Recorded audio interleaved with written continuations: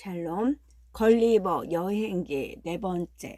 내가 그곳에 약 9개월 동안 체류하는 동안에 이곳 사람들 혹은 나 자신에게 발생한 사건이나 거래 등에 대해서 말하는 것이다. 내가 자유의 몸이 된 지 약 2주 정도 된 어느 날 아침이었다. 개인적 문제를 다루는 비서실장, 그들은 그를 이렇게 불렀다. 비서실장인 렐드 레살이 단 한 명의 하인만 대동하고 내 집을 찾아왔다. 그는 타고 온 마차를 멀찍이 떨어진 곳에 대기하라고 명령하고서 1시간만 면담을 하고 싶다는 뜻을 내게 밝혔다. 그의 높은 신분, 개인적인 장점, 내가 궁중의 자유를 간청할 때 그가 나를 위해 해준 여러 좋은 일들 등을 감안하여 나는 즉각 동의했다. 나는 그가 좀 더 편안하게 내 귀에다 대고 말할 수 있도록 들어눕겠다고 말했다. 하지만 그는 내가 그를 나의 손안에 올려놓고 대화를 나누었으면 좋겠다고 했다. 그는 먼저 내가 자유의 몸이 된 것을 지하했다. 그리고 그가 그런 결정이 난 데 대하여 어느 정도 공로가 있다고 말할 수도 있겠지만 궁정의 현재 상황이 다르게 돌아갔더라면 내가 그처럼 빨리 자유의 몸이 되지 못했을 수도 있다고 부연했다. 그는 이어 말했다. 소인국이 외국인에게는 번창하고 있는 것처럼 보일지 모르지만 이 나라는 두 개의 강력한 악 밑에서 신음하고 있다. 하나는 본국에 있는 난폭한 바당이고 다른 하나는 해외의 가장 강력한 적국이 침공해 올지 모른다는 위험이다. 바당 문제에 대해서 말해보자면 지난 70개월 동안 이 제국에는 두 개의 서로 싸우는 바당이 있어 왔다. 그 두 당파의 이름은 트라맥산과 슬라맥산인데 그들이 신는 구두굽이 높은 굽이냐 혹은 낮은 굽이냐에 따라 그런 이름으로 갈라지게 되었다. 그들은 그런 특징으로 상대방과 자신을 구분했다. 두 당파는 영국의 토리당과 휘그당을 가리킨다. 오래된 헌법 정신과 일치되는 바가 많은 정당이 토리당이고 진보적으로 현재의 국제를 바꾸고자 노력하는 당이 휘그당이다. 높은 굽 정파는 우리의 오래된 헌법 정신과 일치되는 바가 많다. 그런 사정에도 불구하고 폐하는 낮은 굽 정파를 선호하여 정부의 행정관서나 황실에서 내려줄 수 있는 관직에 낮은 굽 인사들을 임명했다. 폐하의 굽은 궁정의 그 어떤 사람보다도 최소한 1두루는 더 낫다. 두 당파 사이의 적개심은 너무도 치열하여 그들은 같이 식사를 하거나 술을 마시지 않는 것은 물론이고 같이 말을 하지도 않는다. 높은 굽인 트라맥산의 숫자는 우리 낮은 굽을 훨씬 능가할 정도로 많지만 현재 권력은 우리 낮은 굽 정파의 손아귀에 전적으로 들어와 있다. 그러나 우리는 황실의 후계자인 황태자 전하가 높은 굽 쪽으로 약간 기울어진 경향이 있기에 아주 우려한다. 적어도 우리는 황태자가 한쪽 신발굽이 다른 신발굽보다 높은 신발을 신었다는 것을 안다. 그래서 띠뚱거리며 걷는 것이다. 그런데 이런 내분이 벌어지는 가운데 우리는 브레푸스크 섬 사람들이 침공해 올지 모른다는 위협까지 받고 있다. 그 섬은 이 세상에 존재하는 또 다른 제국인데 우리 황제 폐하가 다스리는 제국만큼이나 크고 강력하다. 우리가 당신에게 들은 바 이 세상에 존재한다는 당신만큼 몸집이 거대한 인간들이 사는 다른 왕국이나 국가에 대해서 우리의 철학자들은 아주 회의적이다. 우리는 차라리 당신이 달이나 별에서 뚝뚝 떨어진 존재라고 축축하고 싶다. 왜냐하면 당신 같은 사람이 100명만 더 등장한다면 폐하가 다스리는 왕국의 모든 과일과 솥대를 다 먹어치울 것이기 때문이다. 게다가 6,000달을 자랑하는 우리의 유구한 역사서에서 릴리벅과 프레프스쿠 이외의 다른 지역들에 대한 언급은 전혀 나오지 않았다. 내가 이제 앞으로 말하려는 것은 이 두 강대한 제국이 지난 36개월 동안에 아주 끈덕지게 서로 전쟁을 해왔다는 것이다. 이 전쟁의 발단은 이러하다. 우리가 달걀을 먹기 전에 그것을 깨트리는 방식으로 위쪽의 넓은 부분을 깨서 먹는 방식이 널리 인정되어 왔다. 그런데 현 폐하의 할아버지가 소년 시절에 계란을 먹으려고 오래된 방식으로 그것을 깨다가 그만 손가락 하나를 베고 말았다. 그러자 황제의 아버지인 황제가 모든 신민들을 달걀의 밑부분 즉 갸름한 부분을 깨어서 먹어야 한다는 칙령을 내렸고 이에 불응할 경우 엄벌을 내리겠다고 위협했다. 우리의 역사서가 전하는 바에 의하면 사람들은 이 칙령에 크게 분개했고 그리하여 이 문제로 6건의 반란이 발생했다. 그 결과 한 황제가 목숨을 잃었고 또 다른 황제는 황위를 잃었다.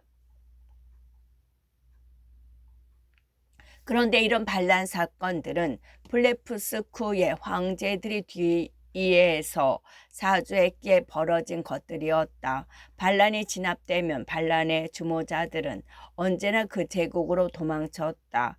추계된 바에 의하면 11,000명의 사람들이 여러 번에 걸쳐서 사형당했다는데 가름한 부분을 깨어서 달걀을 먹어야 한다는 칙령을 따르느니 차라리 죽음을 선택했기 때문이다.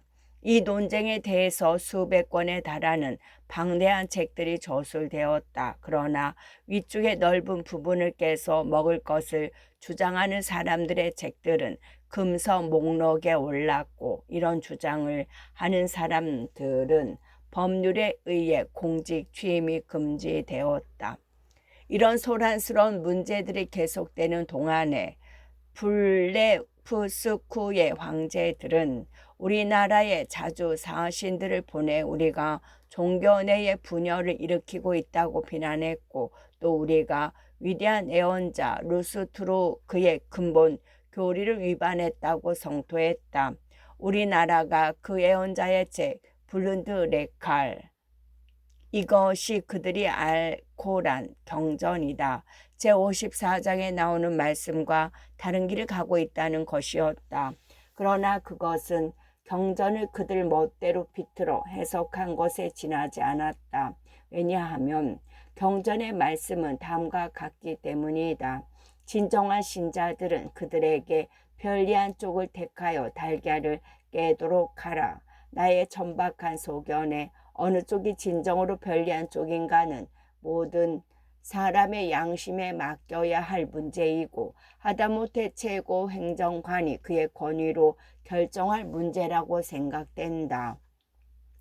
아무튼 넓은 부분을 주장하는 망명자들은 블레프스크 궁정의 황제에게 큰 신임을 얻었다. 우리나라에서 준동하는 이 넓은 부분 주동자들의 당파가 은밀하게 지원하고 격려하는 바람에 두 제국 사이에는 지난 36개월 동안 서로 승패를 달리하며 전쟁이 벌어져 왔다.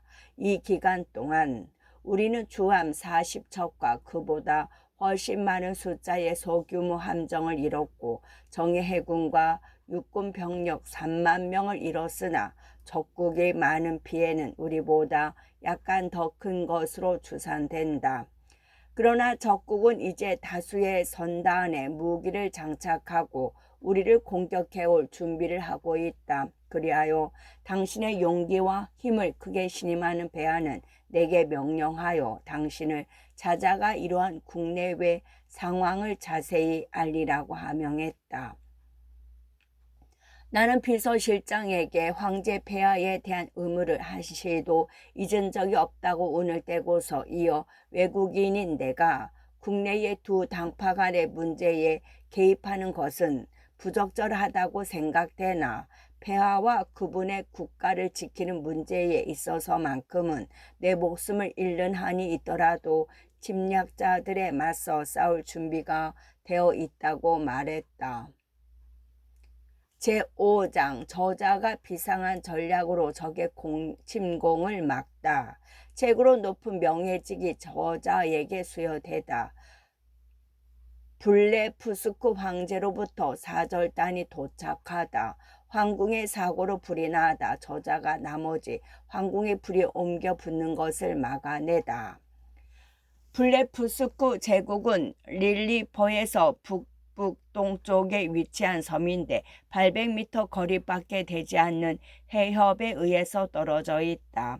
나는 그 제국을 직접 보지는 못했으나 침공이 계획되어 있다는 이야기를 듣고서 그 제국을 마주보는 해안에는 가지 않았다.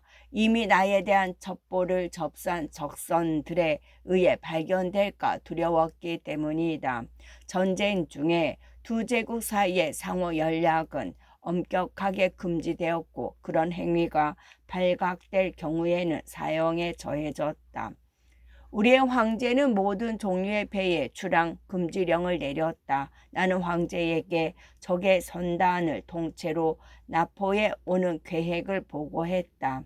우의 최후병이 내게 알려준 바에 의하면 적의 선단은 항구에 닻을 내리고 집결해 있었으며 첫 번째 순풍이 불어오는 대로 출항할 예정이었다. 나는 가장 노련한 선원들에게 해협의 수심을 상의했는데 그들은 전에 자주 수심을 측정하여 이에 대해 잘 알고 있었다.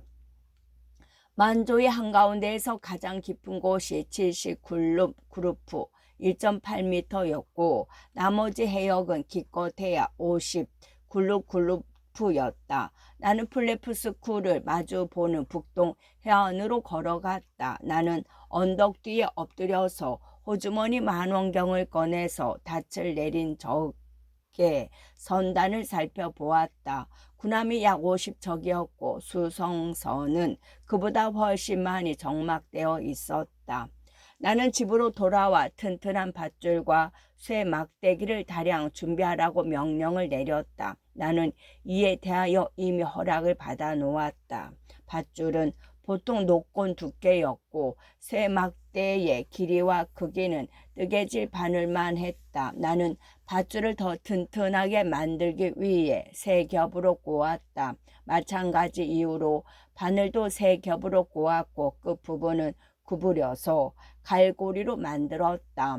50개의 갈고리를 그만한 숫자의 밧줄에 고정시킨 다음 나는 북동 해안으로 다시 가서 의도, 구두, 양말을 벗고서 가죽 상의만 입은 채 바다로 걸어 들어갔다.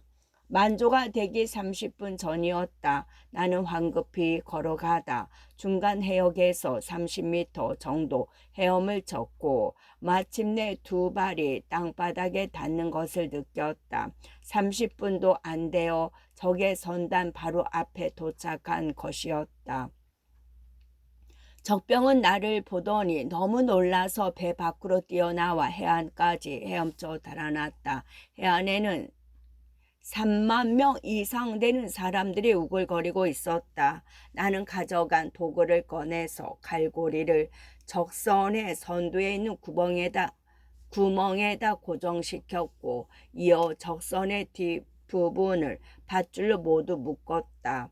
내가 이 작업을 하는 동안 석구는 수천 발의 화살을 쏘아댔다. 그중 다수가 내 양손과 얼굴을 맞췄다. 화살은 아주 따끔거렸을 뿐만 아니라 내 작업을 크게 방해했다.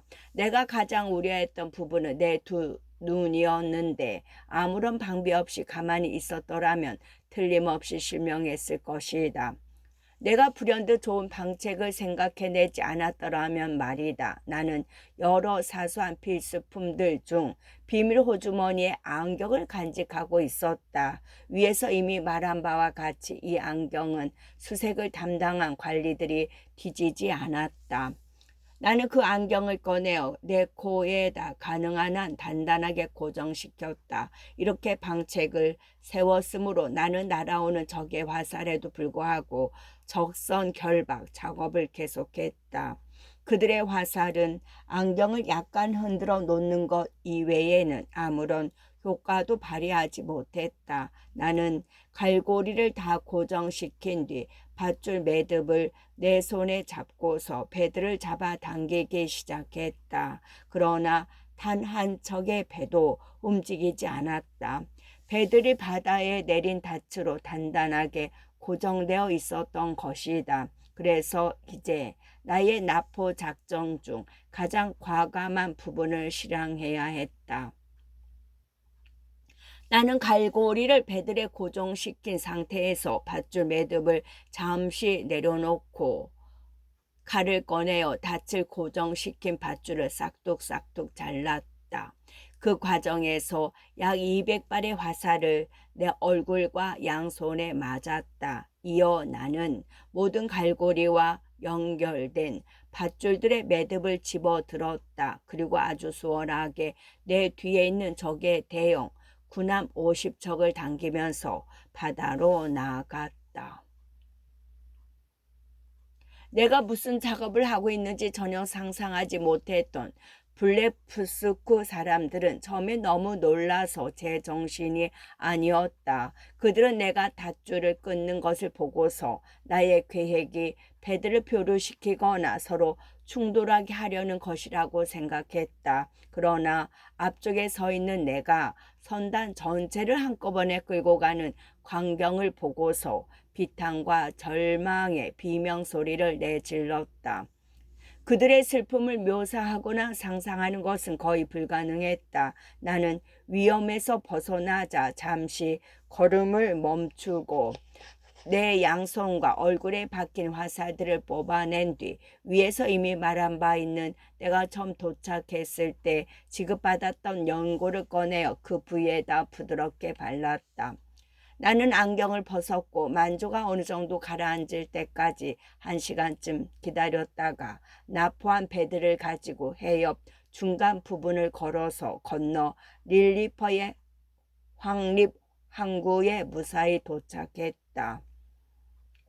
황제와 궁정 신하들은 해안에 서서 이 엄청난 모험이 어떻게 결말이 나는지 보려고 기다리고 있었다. 그들은 커다란 반달 모양으로 움직이는 선단이 앞으로 움직이는 광경을 보았지만 몸이 가슴까지 물속에 잠겨있던 나를 제대로 알아보지 못했다. 내가 해협 중간 부분에 도착하자 그들은 더욱 고통스러워했다. 내 몸이 목까지 물속에 잠겼기 때문이다. 황제는 내가 익사했다고 생각했고 이제 적선이 호전적인 자세로 해안에 접근해 오고 있다고 판단했다. 그러나 황제는 곧 그런 걱정을 덜게 되었다. 내가 걸음을 떼어 놓을 때마다 해협의 길이는 얕아졌고 나는 곧 그들의 말이 들리는 지점까지 다가갔다. 나는 선단을 결박한 밧줄의 끝부분을 높이 저들면서 커다란 목소리로 외쳤다. 릴리퍼의 가장 위대하신 황제 폐하 만세. 이 위대한 군주는 내가 해안에 도착하자마자 할 수 있는 모든 칭찬의 말을 버부으며 영접했고 즉석에서 나를 나르닥에 임명했다. 나르닥은 그 나라에서 가장 높은 명예직의 호칭이었다. 황제는 내가 다른 기회를 잡아서 나머지 적선들을 전부 그의 항구들로 끌어오기를 바랐다. 군주들의 야심은 측정할 수 없을 정도로 거대한 바 황제는 블레프스크 제국 전역을 그의 휘하의 일개 속주로 만들어서 총독을 두고서 통치하고 싶어 했다. 또 넓은 부분으로 달걀을 깨는 사람들을 모두 전멸시켜 그 지역 사람들이 갸름한 쪽으로 달걀을 깨도록 강요하려는 생각이었다. 이렇게 하여 오로지 그 자신만이 온 세상의 유일한 군주가 되고 싶어 했다. 하지만 나는 정의뿐만 아니라 정책의 관점에서 여러 가지 논증을 끌어다 대면서 황제의 그런 생각을 만류하려고 애썼다. 나는 또 자유롭게 용감한 사람들을 노예로 만드는 일에 도구로 동원되고 싶지 않다는 뜻도 분명하게 밝혔다. 이 문제가 가기에서 논의되었을 때 일부 현명한 장관들은 나와 같은 의견이었다. 나의 이런 공개적이고 과감한 선언은 황제의 계획과 정책에 너무나 반대되는 것이었기에 황제는 그 후 나를 용서할 수가 없었다. 황제는 강요회의에서 아주 교묘한 방식으로 그런 뜻을 언급했다. 이건 나중에 내가 전해 들은 것인데 일부 현명한 장관들은 침묵을 지킴으로써 내 의견에 동조한 듯했다. 그러나 나의 은밀한 적수인 일부 장관들은 간접적으로 나를 비난하는 의견을 억누르지 않고 표시했다. 이때부터 황제는 내게 좋지 않은 감정을 품게 되었고 나에게 악의를 품은 장관들 무리는 그런 황제를 둘러싸고 음모를 꾸미기 시작했다. 그 음모는 2달도 채 지나지 않아 겉으로 터져 나오고 나는 하마터면 목숨을 잃을 뻔했다. 군주들에게 해준 커다란 봉사는 군주들의 야심을 충족시키기를 거부하는 태도와 견주어 볼 때 아주 하찮은 것에 지나지 않았다. 적의 선단을 끌고 온 사건이 벌어진 지 3주 후에 블레프스쿠에게 공손하게 평화를 제안하기 위해서 고위 사절단이 도착했다. 그 평화 협정은 곧 우리 황제에게 아주 유리한 조건으로 체결되었는데 나는 이 점에 대해서는 독자에게 자세히 말하지 않을 생각이다. 사절단은 총 6명의 사절에 약 500명의 수행원이 따라왔다. 그들의 수도 입성은 아주 장엄하고 화려하여 그들의 군주의 위용에 걸맞고 또 사절단의 중요한 임무를 대변해 주었다. 평화 조약이 체결되는 과정에서 나는 현재 궁중에서 누리는 신임 혹은 누리는 것처럼 보이는 신임 덕에 그들에게 여러 가지 좋은 일을 해 주었다. 내가 그들에게 정말로 우호적으로 대했다는 이야기를 전해 들은 사절단의 여러 고위 사절은 나를 공식적으로 방문해 왔다. 그들은 먼저 나의 용기와 관대함에 대해서 많은 칭송의 말을 했다. 그들은 그들의 황제의 이름으로 그들의 왕국으로 나를 초대했고 내가 그 나라에 와서 나의 엄청난 힘을 몇 가지 보여주기 바란다는 뜻을 표명했다. 그들은 내가 이전에 벌였던 많은 경이로운 일들을 익히 들어서 알고 있다고 했다. 나는 즉각 그들의 초청을 수락했는데 그 초청권의 세부 사항에 대해서는 생략함으로써 독자들을 번거롭게 하는 것을 피하려 한다. 나는 잠시 고위 사절들을 접대했고 그들은 무한한 만족과 경탄을 표시했다. 나는 그들의 주군인 황제가 높은 미덕을 갖춘 것으로 온 세상에 명성이 자자하다는 사실을 잘 알고 있으며 황제에게 나의 공손한 존경의 뜻을 전해주기 바란다고 말했다.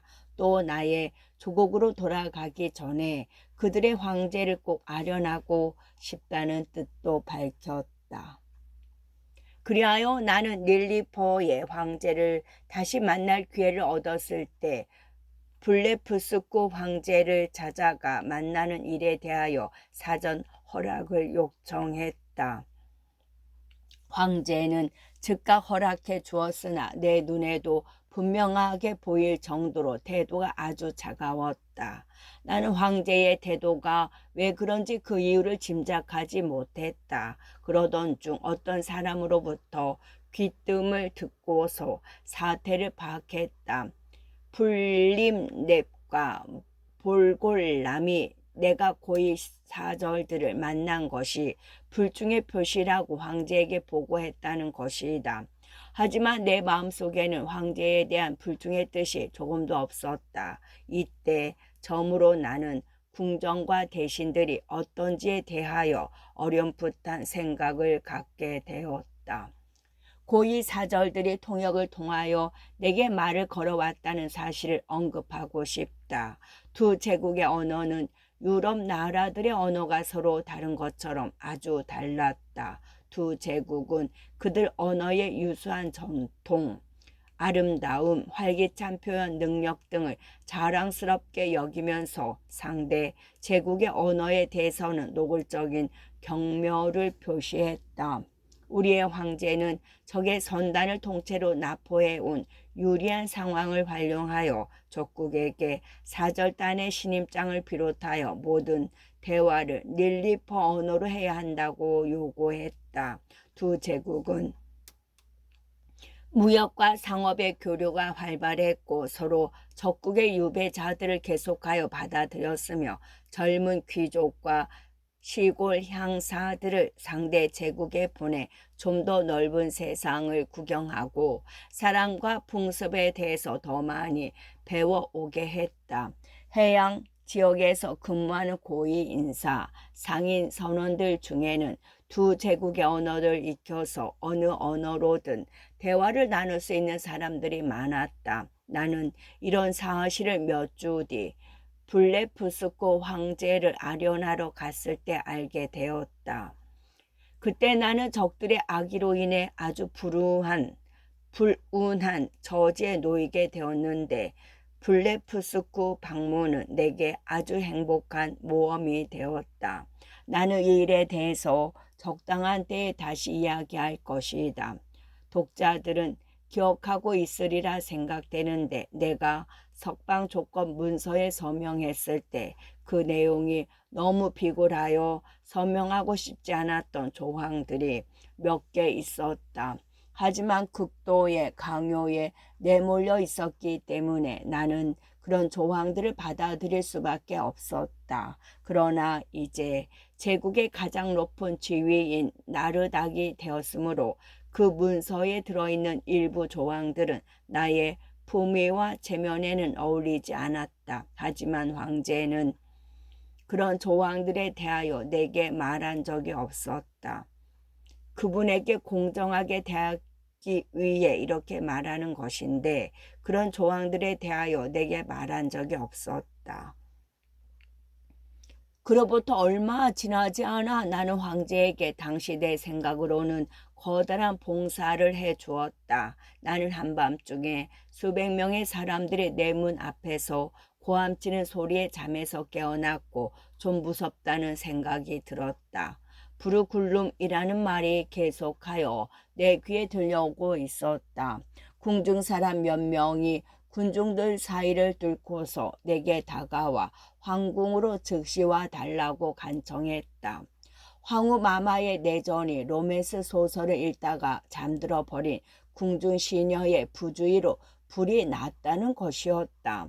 나는 즉각 일어났고 내가 앞으로 나갈 수 있게 길을 비키라는 명령이 떨어졌다. 마침 달밤이었으므로 나는 사람들을 우연히 짓밟는 일이 없이 황궁까지 갈 수 있었다. 현장에 도착해 보니 사람들이 궁전의 담벼락에다 사다리를 걸쳐놓고 양동이에 담아온 물을 퍼붓고 있었다. 하지만 수원은 좀 떨어진 곳에 있었다. 그 양동이들은 커다란 골무 정도의 크기였는데 그 불쌍한 사람들은 그들이 할 수 있는 한 빠르게 그 양동이를 내게 전달했다. 그러나 불길이 너무 거세어서 그 양동이들은 아무 소용이 없었다. 내가 겉옷을 입고 있었더라면 그걸 덮어서 간단히 불길을 진압할 수 있었을 것이다. 그러나 한밤중에 깨어나 급히 달려오는 바람에 그것을 집에다 놔두고 가죽 상의만 입고 왔었다. 그 화재 현장은 아주 절망적이면서도 비참한 상황이었다. 아름다운 궁전은 이내 모두 불타버려서 땅바닥에 잿더미로 가라앉을 판국이었다. 그때 나는 평소에 나와는 어울리지 않게 냉정을 유지하면서 불현듯 아주 좋은 방책을 생각해냈다. 나는 지난밤 글루미 그림이라고 하는 아주 맛 좋은 와인을 많이 마셨는데 그 와인은 배뇨 촉신 기능이 아주 탁월했다. 천만다행으로 나는 아직 배뇨를 하지 않은 상태였다.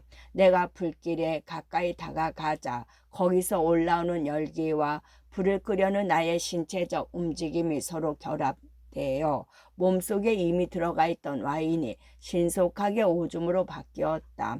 나는 불난 궁전에다 오줌을 힘껏 누웠고 3분 만에 불은 완전히 진화되었다. 건설하는데 무수한 많은 세월과 시간이 들어간 아름다운 나머지 궁전들은 화마로부터 온전하게 보존되었다. 이제 해가 떴고 나는 황제를 기다려 화재 진압을 축하하지 않고 내 집으로 돌아왔다. 내가 황제에게 아주 탁월한 공로를 세우기는 했지만 황제가 나의 화재 진압 방식에 대하여 어떤 반응을 보일 것인지 알 수 없었기 때문이다.